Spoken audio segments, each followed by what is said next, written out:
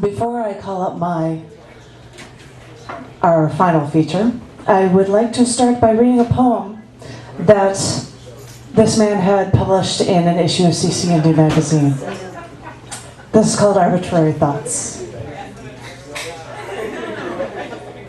The education system is failing in the inner city. Women want independence and respect, but contemplate whether a larger breast size will make them pretty. Global warming is affecting the weather, but only a growing few realize. In videos, women are so scantily clad, young boys no longer need to fantasize. Feels good to know someone may not like me because of skin's color. Funny, hilarious, that a man can be married to one woman and love another. What a startling turn of events that words like bitch or shit on regular television during prime time is okay. And computers should be excellent learning aids for our kids, but instead they are bait to make them predators' prey. Isn't it possible that HIV and crack are diseases the government made? Why does the CEO of a company steal from his employees when he's already the most overpaid? Perhaps paranoia has gotten the best of me, and anything that doesn't make sense, I worry. If so, then consider everything I've said irrelevant, and these are my thoughts, arbitrary.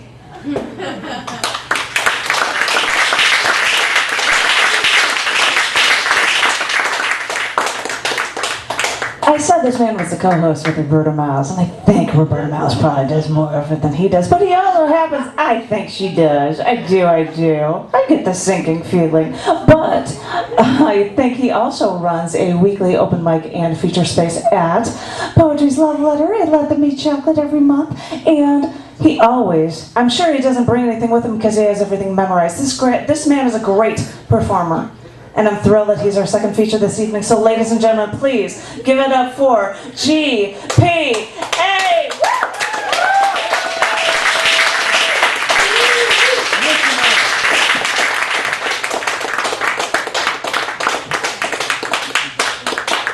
Janet Kuipers, everybody.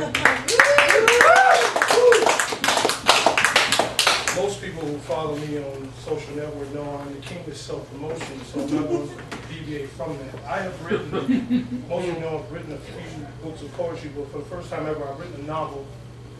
It's called The Warmest Winter. It's a mystery suspense and thriller set here in Chicago.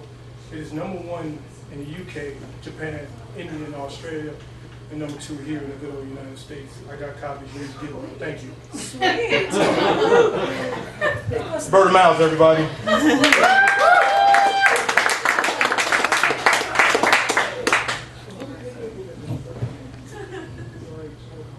From the moment I met you, I loved you.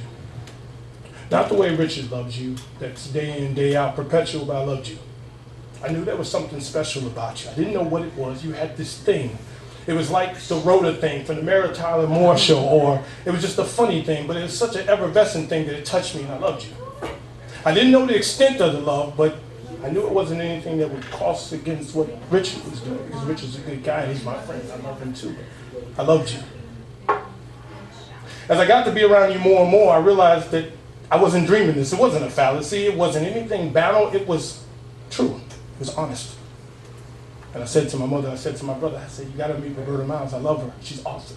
The more I got to work with you, and even when you would have me sub in at the last moment, I didn't care, because usually I don't do that. People will ask me, hey, can you come? I know it's too short a notice. Roberta could ask me an hour before and I would go, because I love Roberta Miles.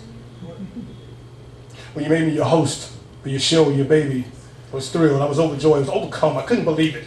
I was like, wow, me? This dude from the South Side. I said, I knew it. Roberta Miles is awesome. I love her. You let me into your home. You sat with me. You talked to me. When I had troubles going on, you listened. And you gave me sage-like advice. You gave me the straight talk, not the talk that I wanted to hear, but you gave me what I needed to hear. And I went back to my mother and my brother and I told Cotton and anybody that would listen, I love Roberta Miles.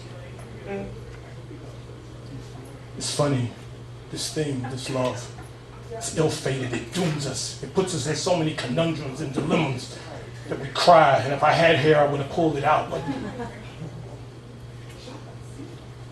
when I found out we had to be separated, when I found out that we no longer were working together, and then somehow or another, because of my ego and my pride, I couldn't talk to you, because I felt a certain thing.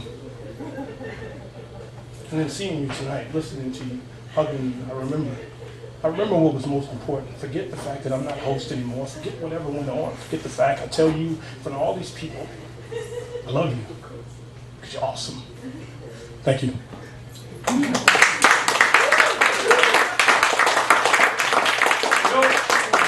see a lot of heavy-hitting poets, badasses in here. Can you get this for me, please?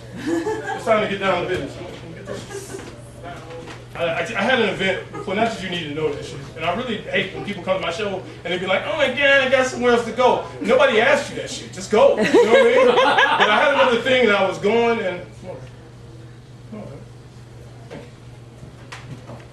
so, Janet Kuipers, everybody, round of applause. Janet likes to call me poetic unsub because that's what I am, so I'm gonna get down to bare businesses. Get this shirt and tie shit off and let's get down to poetry. Yeah, I've been working out a bit. I sat in her presence and I was staring. I know it's not the gentlemanly thing to do. I know my etiquette. My father, being the ultimate gentleman, said, do not ever stare at a woman. Any part of her in her eyes, don't do it, son. It's bad etiquette. But I found myself in her presence and I was staring. The contemplation occurred to me. It said, look away. And I was about to. Until I realized that the thought and the action would have been following would have been foolish because I would have went back right to staring. So I continued staring. And I watched the way her hair framed her oval face, the slight protrusion of her forehead, when it would wrinkle, when she would say anything of prominence, her eyes, the way they danced, when she said something that meant something to her, the lips, the gloss, how it wasn't painted on, it was just there, as if it had been embedded from birth. And I watched the whiteness of her teeth and the way her tongue was dark, and I was, again, realizing I was staring. And again, I had the thought, and again, the contemplation of the thought, and I realized, no, I would continue staring. Her words didn't talk to me. They came, floated from her mouth, went inside my eardrums and caressed them. Made me listen, hypnotized me, held me enthralled. When I was no longer staring at her, but her aura, her essence. And she got up to leave and I watched her. The way her footsteps, not the way they walked upon the earth, but the way they glided, similar to that deity. And they say when he walked across water, I watched her, still staring.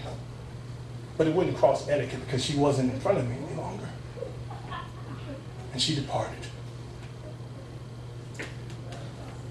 I imprinted that entire interlude in my mind for times when I would come across things that were sordid, times when were not so great.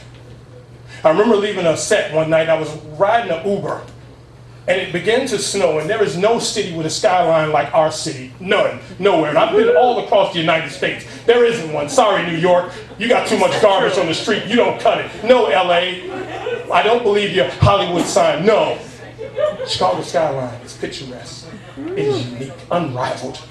And I looked upon it as the snow fell, and I realized it paled in comparison. I saw women coming in and out of stores, and they were painted up in their minds, or whatever people lied to them and told them they were beautiful. No, they paled to the image that I was playing in my head. And at midnight, when I finally arrived home, I made a decision. And I picked up the phone and I said to her, I just saw you, but I'd like to see you again.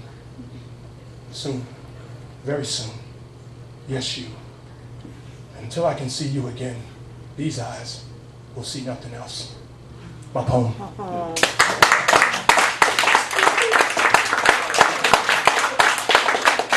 Did you get that? Did you get that? Did you get that? Huh? Did you get it, baby?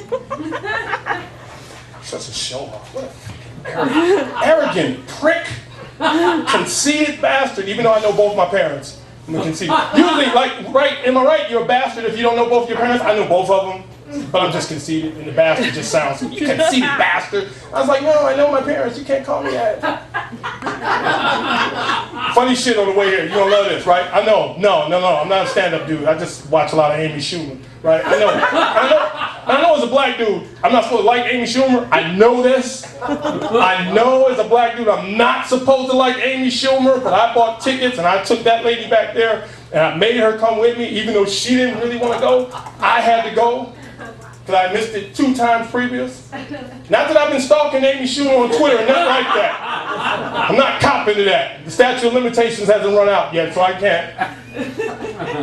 The wonderful woman in the hat who was just here, Cotton Campbell. Yeah. Pretty fucking awesome. Pretty awesome, and that's an understatement. She and I have both are up for nominations for the National Poetry Awards, respectively. Her for Poetry Author of the Year for this book. I Am Poetry Believe, and me for Poet of the Year, just because, well, you know. You know. And I wanted to read something from her book. I just love it. It has no title, but I just listen to this. And those of you, I see Dan Cleary, great artist, outstanding poet, and good singer too. That's what man, the first time I ever heard him, we were at Vito's thing, not the where he's at now, but it was the other place. And he was there, and Dan started singing. I said, oh shit, that was really badass. So I dig Dan. So I see Bill Yarrow, badass poets in here tonight. So I knew I had, oh shit, that's Bob, oh my God. I got something for you tonight. My last poem tonight is, I'm so glad you're here. I want you to be proud. I want you to be proud of this poem, okay?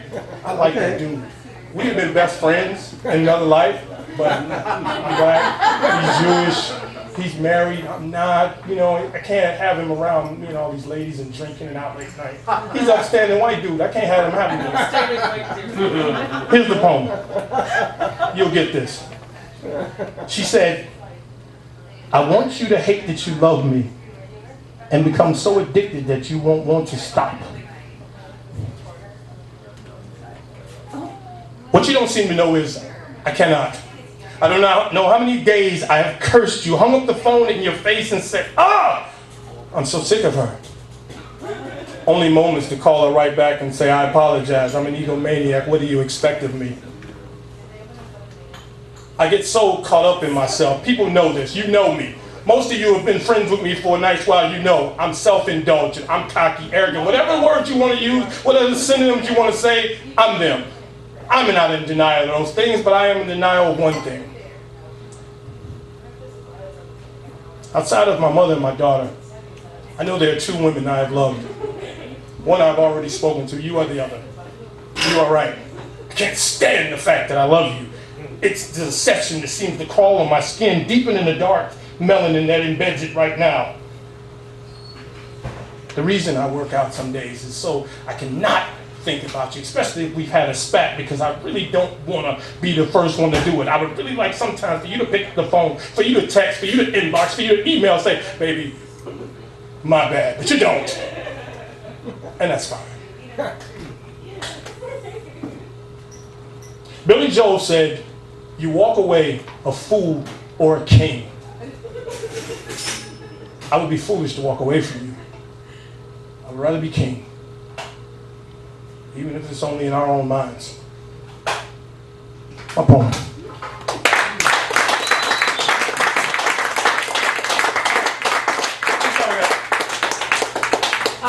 You have time. She was short, so if you want to take time, you're fine. Are you serious? Yes, I'm serious. Because I would like that. If you want to come back. I wanted G.P.A. to have the time. I love Roberta I Miles. wanted to see what you had to say. Oh well. I heard you I don't. You know what, Roberta? I have nothing. I'm like the Whitney Houston song. I have absolutely nothing. Right? Let's say Holly Baldry. Oh shit! Oh my God, she's out on a weeknight. What the fuck is that? Oh, hey, bartender, if she's having anything, cut her off now. Nothing. Speaking of which, this is a guy earlier, I wrote this an hour ago. So bear with me, I wrote it an hour ago. Me and David Slattery and I are nothing alike. I have no aspirations to be David Slattery, and for what I know, David Slattery has no aspirations to be me. David Slattery is a shorter, sort of pouchy white dude, and a great comedian, and I'm this dude over here, so there's nothing similar. David Slattery told stories today about infidelity, trust broken, him being cuckolded. And I realized I'm not David Slattery, I'm G.P.A, I'm that dude, and then it hit me like a ton of bricks. It hit me like the Incredible Hulk swinging, winding back and punching. It hit me like every time those damn Bears play the Packers and lose, it hit me. Fucking Bears. Cutler, bastard. Real quick, sidebar to the poem. Cutler should be arrested for embezzlement, for taking all the money and doing absolutely shit. Okay. Back to the poem. I sat there and realized, I remembered the phone call from a lady that I didn't know, telling me she knew where my daughter's mother was. And I said, no, she's not there, she's at work. She says, no. And she called the phone number, and a man answered. And they had words. Obviously, they had history. And then my daughter's mother came on the phone and spoke of how she wasn't doing anything except living her life. And I did nothing. I was a coward, I admit. I said nothing except listen to the phone call. And the pain that she moved everything out of our house, including our daughter, and left. I am not David Slattery. David Slattery is not me. We are not the same. We have nothing in common. I remember, sweetest day, 1999, armful of roses, handful of candy, engagement ring in the pocket, excited, heart jumping out of my chest, skipping like men do, when enthralled by a woman. You know what I'm talking about. Waiting for her to come out. A truck. I remember it was an Isuzu Amigo. I'm so glad they don't make that truck anymore. And her getting out. It is 8 o'clock in the morning. Where was she coming from? And there was a man in the driver's seat. And the conversation. We've grown apart. Somewhere else I think I would be happier. Her never seeing the ring, the flowers being left on the street, the candies thrown somewhere, and some vagrant probably picked them up and had him for his meal.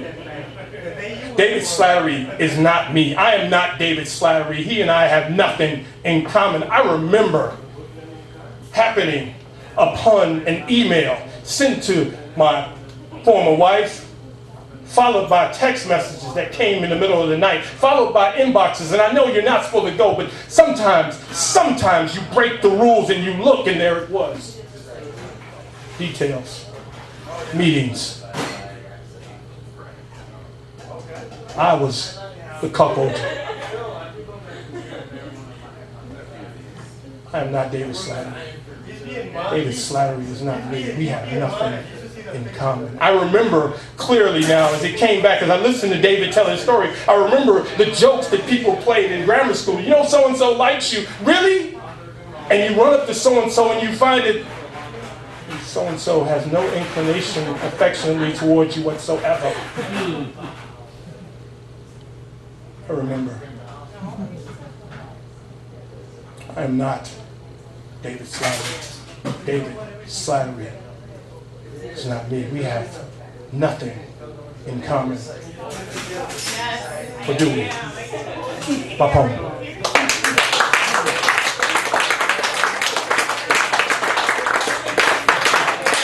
I didn't know I had to. No, wait. No, seriously. Cotton said, hey, what have you been doing? Nothing. She says, you've been doing something. Nothing. She says, yeah, you have. I said, well, okay, maybe a little bit.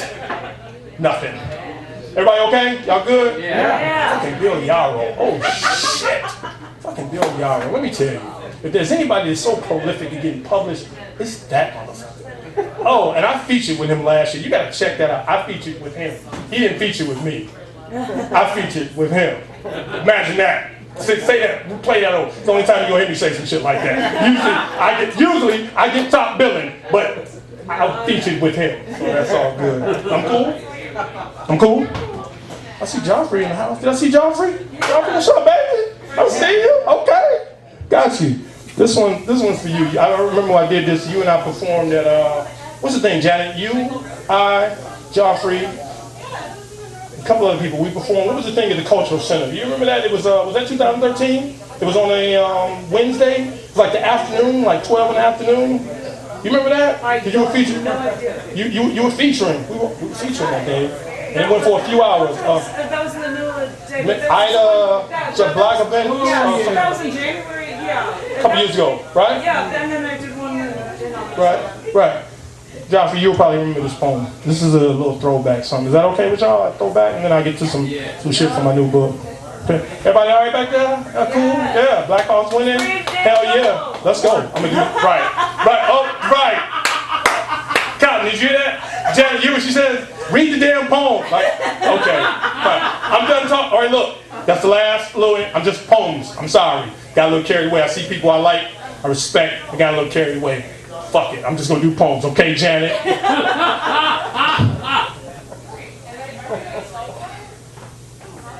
I am the monster under the bed.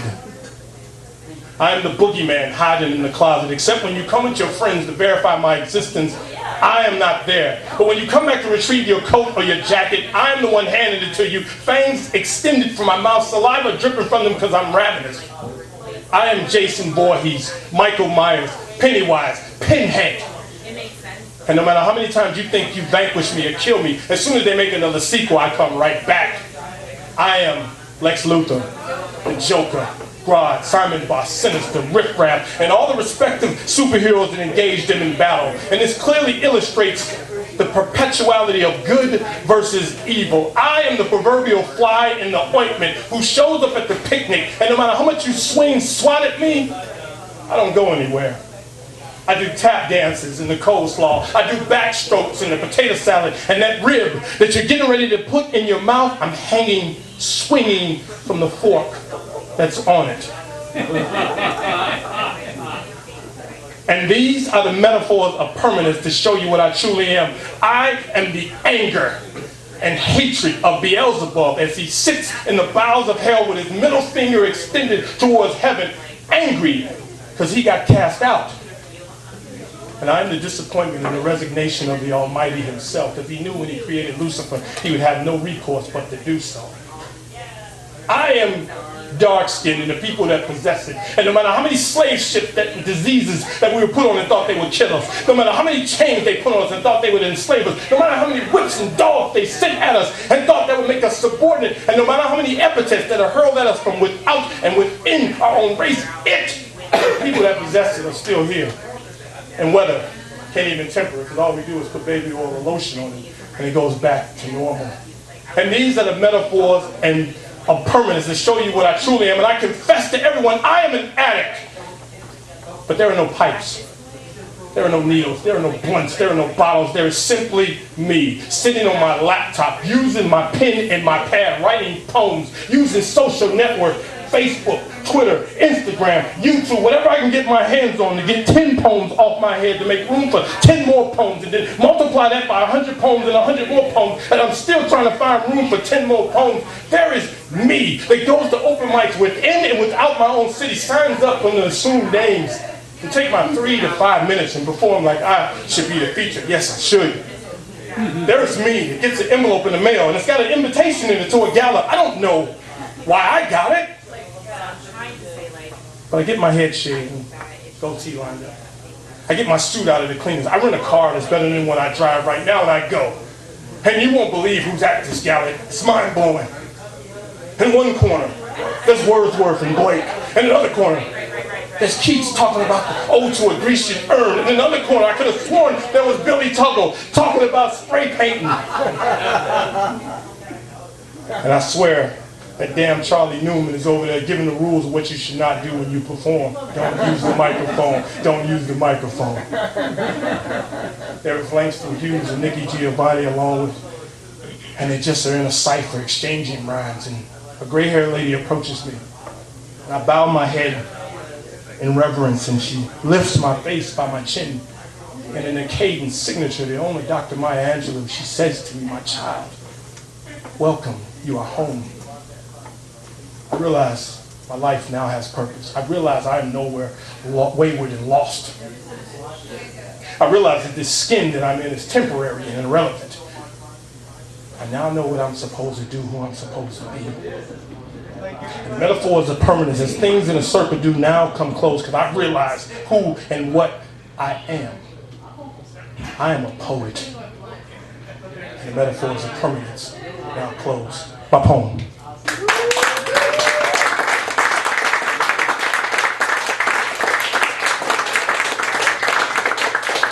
Shirt's kind of expensive. I don't know what the hell I was doing. That was too much dramatic.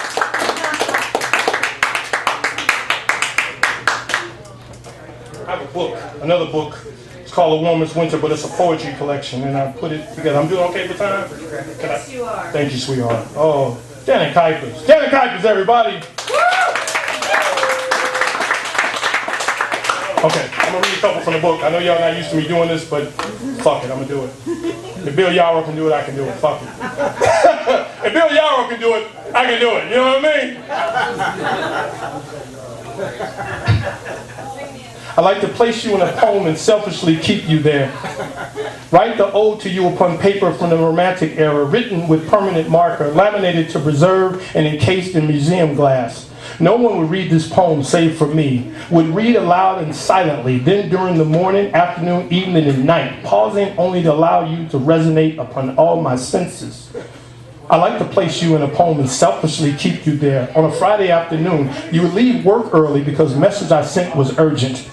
Remove the clothing clothed in, shoes upon your feet, and facilitate comfort. Place poem in your hands, leave you alone to read it, and return receiving relish reinforcement of your poet's penmanship. Comply with glee when asked to read it to you, as my chest and arms become your bed and comforter. I like to place you in a poem and selfishly keep you there. Forgive overzealous man on a constant grind as he grasps this opportunity to embrace a beautiful woman with these words. Time halts, space shrinks, and reality becomes fantasy as each word is swallowed by your eyesight. When walking with exuberance this morning, this scenario never entered my comprehension, especially its fruition. That you would allow me to place you in a poem, and willingly you would come. I plan to keep you here. I like to place you in a poem. My poem.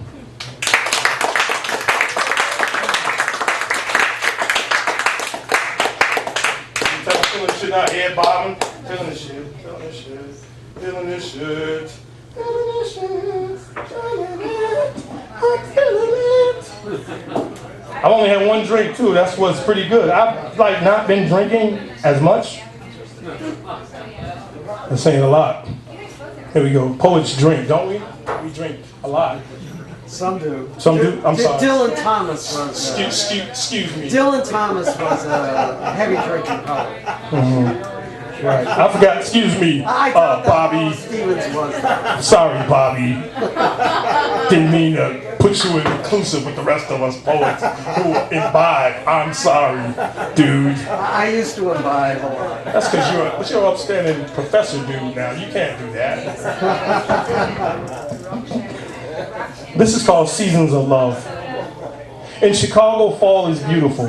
The leaves are an abundance of colors that fall from trees, decorating the terrain. It is not freezing cold yet, so as the orange of the sky holds hands with the blue of the sky while watching the darker blue of the water caress the sand, we can walk side by side and hold hands. Winters are brutal here sometimes. The extremes travel between several feet of snow and double degrees descending below zero. So walking outside is no longer whimsical, but occurs only on occasions necessary. Hot chocolate, microwave popcorn, and movies are opportunities for us to watch winter without weathering it and be closer. Spring is fall's twin. The only difference is that the former brings warmth after the cold, while fall does the opposite. Bright becomes the background of colors. An hour is added to the day, giving us more time to spend. Birds return from their journey to sit with us in the park. 90 degrees and above weather occurs from time to time, but unlike in winter, Retreating inside only causes us to avoid many concerts and festivals. We don't wish to do that. Most days it meanders in the 80s, and so long as the humidity stays at bay, we are outside in the mist. So many places to go, things to see, and we do together. The seasons come and go in Chicago. Other cities, it doesn't matter which it is, so long as we love. My poem.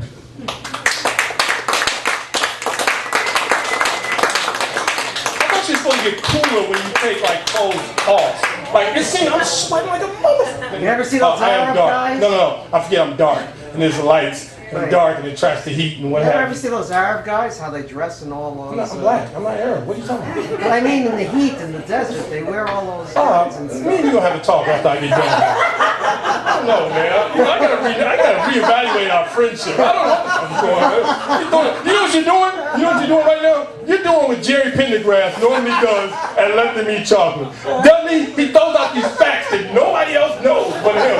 Like, he's actually smarter than a fifth grader for real. Like, right? Pendergrass. And he hasn't said anything all night. Don't start now.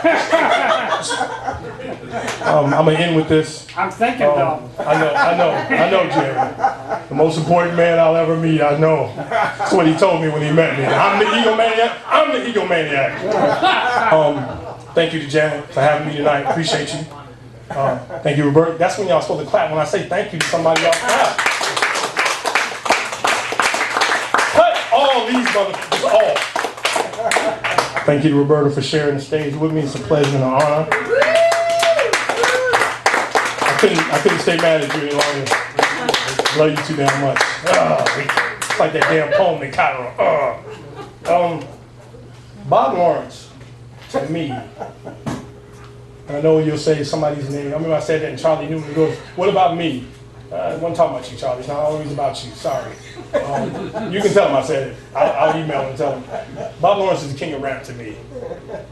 He comes out of nowhere. You don't expect that from Bob. Like, Bob coming in here, you thinking to be meek and mild, all of a sudden he just snaps. You know what I mean? Not like a Unabomber, but just, you know what I mean? So I thought of this, and I said, I'm going to try this. I've never really done a rap before, so I'm going to try it. I hope, well, you're going to like it because I'm doing it, so.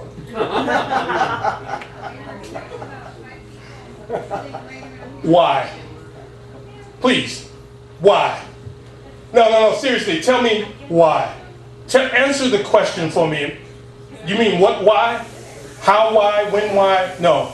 I mean, you want me to stay in my place. I understand. Is that because of the color of my skin or because I speak too loudly? They say all the time, and I'm so sick of it, they say, be humble. You should be more humble. You should not. You shouldn't feel this good about yourself. You're not supposed to say these things about yourself. You're not supposed to tell them what I feel is the truth about myself. When people or kids are overweight, we tell them, oh my God, you're beautiful as you are. You don't need to change anything. But what about those of us who aren't? What are we supposed to do? Wait till they catch up or sit there in this stasis and not feel good about ourselves? We tell people who have wanted to commit suicide and do these things themselves, no, you're a wonderful person.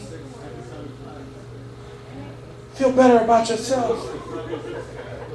What about those of us who have cherished our lives and find every moment that we're alive valuable? Are we not supposed to do similar? The hypocrisy of it all. I hear all the time in my inbox, in conversations, you know, if you were more humble, more people would like you. I said, well, fuck them, I like me. I don't see the necessity of me having to degrade, self-deprecate myself, and take this, quote me when I say this, they say be more modest. I think modesty is for the untalented. Let those motherfuckers say, oh, I really can't do that well. No, motherfucker, I can do everything well. Have you seen me? Let me run down the facts. If you go on Amazon and pick up a book or punch my name in, usually I'm between 1 or 2 spaces, 1 and 2 with a respective category. That's me. If you go to Reverb Nation, I am #1 in the United States, #1 in the world, #1 more importantly in my city. #1 for spoken word, and I don't even do that shit. I have sold books in countries I've never been to. Hell, I've barely been out of Chicago and through my United States. I've never been to Ireland, never been to Australia, but damn it if I don't have #1 books there. So you tell me I'm not supposed to speak the truth. You tell me to say, no, I'm not that good. I'm okay. I'm all right, while you continue to reap benefits around me. The hypocrisy of it all. I remember what it was like to be bullied. You know this story. I've told it plenty of times. What you don't know, because of my dark skin inside my own race, I remember what it's like to be called ugly. I remember what it was like to stand over in the corner and no one want to dance with you. But damn it if my dance card isn't filled up right now. Damn it if when I write something, women don't go crazy. They know, they see me on TV. Yes, I've been on Empire. Yes, I've been on Chicago PD. Yes, I'm in the Batman and Superman movie. Yes, I'm SAG eligible. I'm not ashamed of anything. I am a badass and I can back it up. I do not want to be modest. Take your humility, turn it sideways and shove it straight up your ass. I don't want to do it.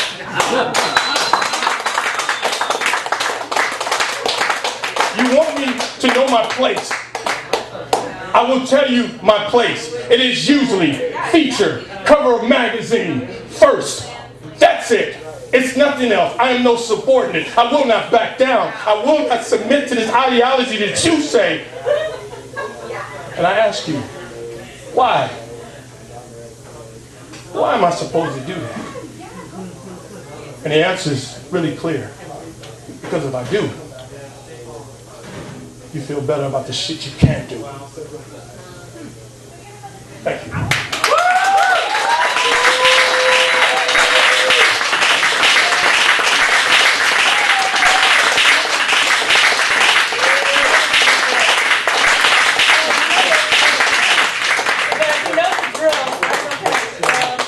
I don't think that was loud enough, ladies and gentlemen. Give it up one more time for G.P.A.